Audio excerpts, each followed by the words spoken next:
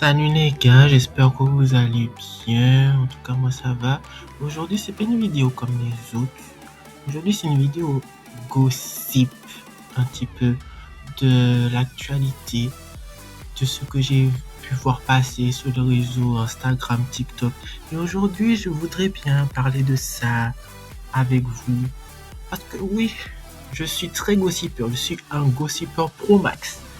Mais en tout cas, voilà. En tout cas, il y aura des infos joyeuses, contents, etc. Mais il y aura une info qui sera un petit peu moins gaie que les autres. Mais en tout cas, voilà. En tout cas, abonnez-vous, commentez, partagez, boostez la vidéo. En tout cas, c'est parti pour gossiper un petit peu. Je suppose que vous avez vu passer Disney. Parce que Disney, ils ont organisé une sorte d'award cérémonie. J'ai vu une sorte de D23, etc. Et par exemple, il y a eu les voix des princesses Disney qui se sont réunies. Et c'était tellement beau. Et j'étais hyper ému et tout. Parce que moi, j'ai grandi avec Disney, même si j'ai encore 16 ans. Bientôt 17, waouh. Mais en tout cas, j'ai grandi avec Disney. Je regardais des Disney. Et franchement, ça fait partie de mon ADN, hein, franchement, Disney. En tout cas, lorsque j'ai vu les voix des princesses Disney chanter, enfin certaines, franchement, même si bon, il y a certaines qui ont vieilli, parce qu'on ne peut pas rester jeune éternellement, mais en tout cas, ça m'a ému. Et j'ai vu, par exemple, et attendez, comment ça s'appelait? La célébration ultime du concert Disney Princess, c'est ça. Et par exemple, il y a eu Brandy qui avait commencé l'intro en chantant A Dream is a Wish Your Heart Makes de Cendrillon, parce que elle-même, si vous saviez, elle avait fait Cendrillon en 1991 avec Whitney Houston, etc. Ensuite, il y a eu Paige O'Hara, qui est la voix de Belle, qui avait chanté avec Susan Egan, qui était aussi Belle, mais à Broadway. Elles ont chanté Belle reprise, oui, et Something, merde, j'ai oublié, mais je vais mettre, mais j'ai oublié. La chanson qu'elle avait chantée, que Belle avait chanté avec la bête. Ensuite, il y a eu Jodie Benson et Ellie Bailey, qui était ma performance préférée parce que franchement, part of your world, franchement, Ali, c'est vocal de malade, franchement. Et je comprends pas la haine autour du live action de la petite sirène, franchement. Les gens, vous allez vous calmer. Vous allez vous calmer. Juste parce que elle est noire, vous allez vous énerver. Je vous rappelle que pas les princesses Disney, que les sirènes n'existent pas, alors pourquoi la part d'être noire? Mais bon, anyway, je vais pas rentrer dans ces débats. En tout cas, j'ai tellement bien aimé ces performances-là à eux deux, parce que franchement, leur voix se complétait. Franchement, j'ai bien aimé. Et ensuite, après, il y a eu, oula, par contre, leur prénom, et ça y est quoi. Il y a eu Oli Cravalho, qui est la voix de Vaiana, et aussi Catherine Lagaya, qui a fait le live action de Vaiana, que j'ai pas du tout regardé, et je vais pas du tout regarder parce que non. Pour moi, Vaiana, même si c'est sorti en 2016, c'est beaucoup trop récent pour moi pour que une actrice puisse encore jouer en live action. Pour moi, c'est beaucoup trop récent. Je suis désolé. Auli a chanté How I Go ou Ce bleu lumière, et les deux ont chanté Along the Way, je suppose, de Vaiana 2.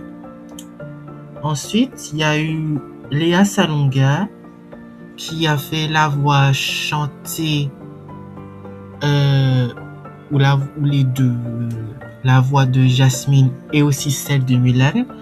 Elle a chanté avec Brandy A Whole New World, et ensuite elle a chanté Réflexion.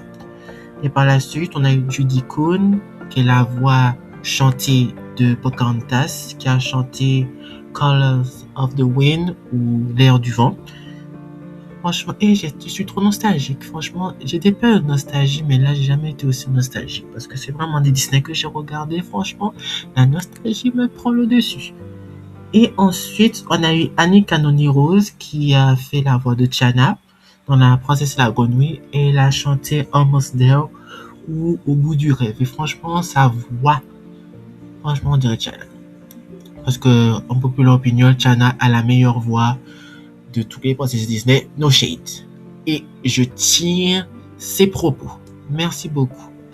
Mais franchement, et ensuite, elles se sont tous réunies. Franchement, c'était beau pour chanter euh, la chanson là, du criquet là, dans Pinocchio. I wish upon the star. Oui, oui, wish upon the star. Oui, un truc comme ça. Mais en tout cas, c'était vraiment beau, c'était vraiment magique de les voir, toutes ces générations réunies, l'ancienne génération avec la nouvelle génération qui se réunit en chantant. Et franchement, c'était tellement beau, franchement. Et ça m'a tellement rappelé ces années Disney. Mais c'était beau. En tout cas, voilà. Ensuite, on va rester chez Disney. Et il y a aussi eu... Par contre, il y a des suites. J'ai vu, il y a des suites. Et j'étais hyper choquée parce que je me réveille le matin, je vais sur mon Instagram et je vois un extrait de La Reine des Neiges 3 qui va sortir en 2027. En populaire opinion, même pas en populaire opinion, La Reine des Neiges qui est sortie en 2013 est le deuxième film que j'ai vu au cinéma. Le deuxième film que j'ai vu au cinéma. Je suis sérieux les gars. Et le 2 est sorti en 2020. En 2020, j'étais en 6e. Le 3 sort en 2027, je serai en terminale les gars. L'écart, j'étais quoi?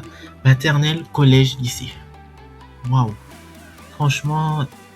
Et j'ai vu la bande d'annonce. Il y aurait une méchante Elsa. Il y aurait une méchante. Et j'ai trop hâte. Parce que dans les EMD, si vous connaissez, il y a parfois eu des méchantes. La méchante Elsa. J'ai hâte, j'ai tellement hâte. Et par contre, Disney, je sais pas ce que vous foutez. Dans le 2, Elsa a les cheveux lâchés et là vous remettez ses tresses. Non, je n'accepte pas. Je n'accepte pas. Non, remettez ses cheveux lâchés, s'il vous plaît. Elle est tellement belle. Bon. Ensuite, on a eu Zootopie 3. Je me suis désolé les gens, mais j'ai pas vu le 2 parce que, en fait, j'ai vu le 1. J'ai vraiment aimé le 1, mais je me suis dit, bon, est-ce que ça vaut le coup de voir le 2 parce que Zootopie, c'est pas vraiment une franchise que je stan vraiment, même si j'aime vraiment le film, mais j'ai pas vu le 2. Désolé. Peut-être le 3, je sais pas, peut-être, mais voilà. Ensuite, j'ai vu qu'il y aura un Vaiana 3. Enfin, que c'est en préparation. J'ai pas vu le 2 non plus parce que franchement, les gars, en fait, je sais pas si c'est encore de mon âge. Mais bon. Parce que on m'a déjà spoil que Vaiana était soi-disant morte à la fin. Donc bon. Pas une pierre deux coups. Ensuite, on est quoi? Et j'ai vu aussi les Indestructibles. Les Indestructibles qui vont sortir, je sais pas quand. Et j'ai vu aussi que Violette, Jack et Flèche, ils vont pas grandir, hein. Ils vont rester comme ça. Je suis pas contre, mais si ils restent de la même apparence, ça sert à rien quoi. Autant les voir grandir et voir leur évolution, c'est mieux au lieu qu'ils restent enfants et ados et bébés. Ensuite, il y a franchement, je crois que celui-ci, je vais peut-être plus le voir. Coco 2. J'ai vu les images. Depuis quand Miguel and Buscut sa coiffure me tue et j'ai vu qu'il va revoir Mama Coco. Et ça va sortir quand? En 2029. Non les gars, non, je pas tout ça. 2029, je serai déjà majeur et j'aurai quoi? 19 ans. 19 ans? Ouais, 19 ans quoi, waouh. Et Coco est sorti en 2017-2018 quoi, waouh. Coco quand même, franchement Coco, la bande originale franchement restera dans ma tête. Franchement j'aime trop Coco et j'ai hâte de la suite. Ensuite j'ai vu aussi Glenn Close qui est revenu en Cruella d'Enfer et je dois vous dire quelque chose.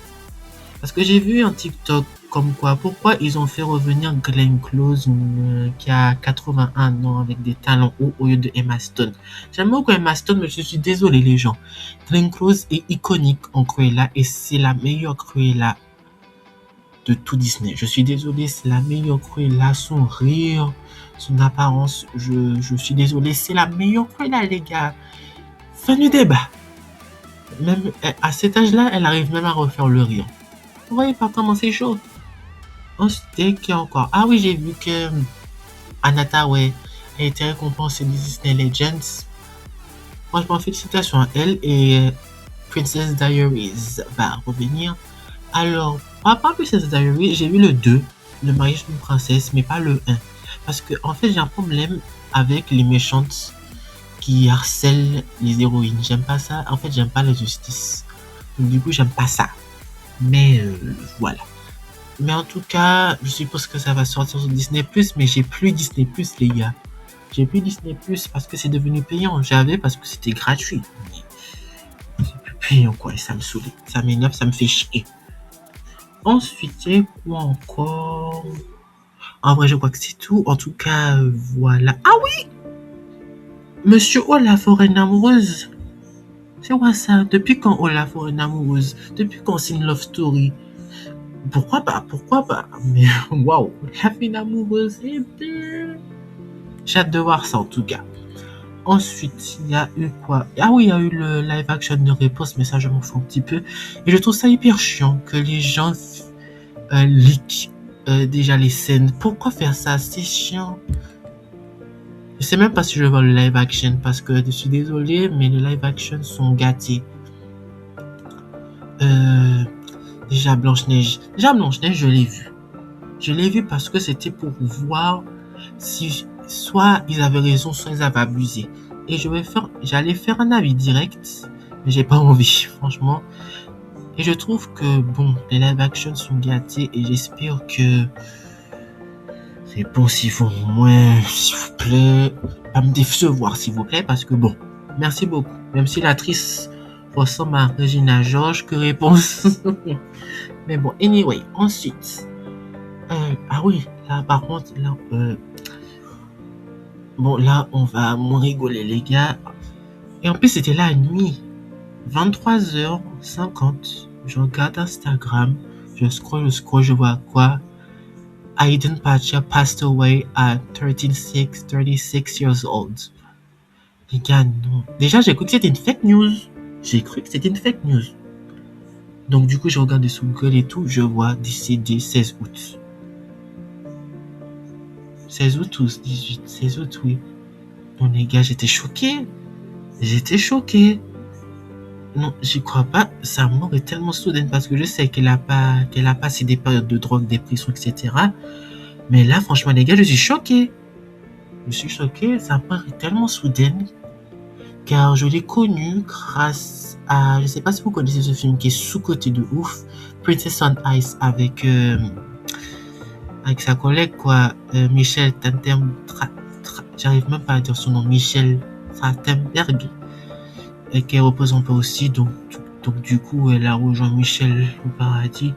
Non, franchement, je suis hyper triste et hyper choqué quoi de sa mort. C'est hyper inattendu car récemment j'ai regardé sur Google et tout, j'ai tapé son nom au hasard comme ça, elle était pas encore morte. 3 jours après, elle est morte.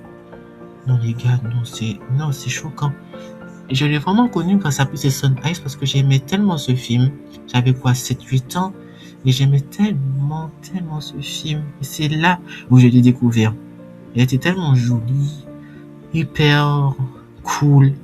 Et ensuite, le deuxième film avec lequel je l'ai découvert, avec lequel je l'ai regardé dedans, c'était dans Break It On avec Solange Knowles. J'ai bien aimé aussi.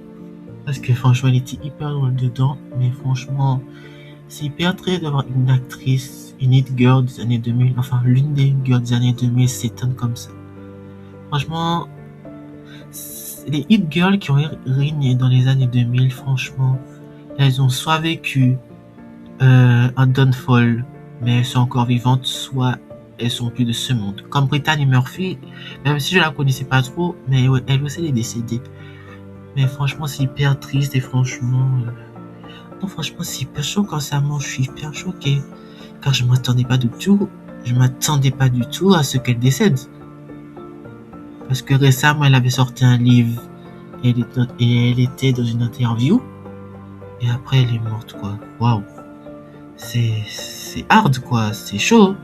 Mais qu'elle repose en paix. Et en plus, je sais pas si vous avez vu le troisième opus de Cendrillon, le sortilège de Cendrillon. À la fin, la chanson, lorsque le film est terminé, la chanson là.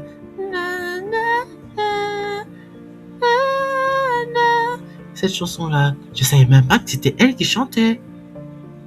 Et je viens juste de découvrir que c'est elle qui chantait cette chanson. Cette chanson-là que j'aimais trop, c'est elle qui chantait. Waouh.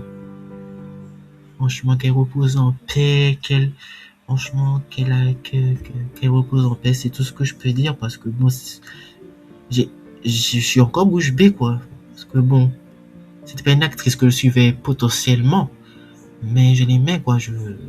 Voilà. Mais bon. En tout cas, qu'elle repose en paix, mais voilà.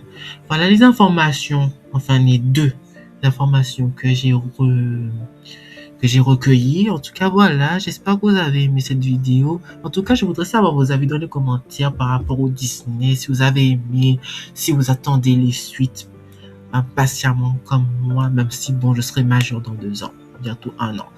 Mais voilà, en tout cas, j'espère que cette vidéo vous aura plu. Abonnez, partagez, boostez, commentez. En tout cas, merci d'avoir écouté cette vidéo. En tout cas, voilà.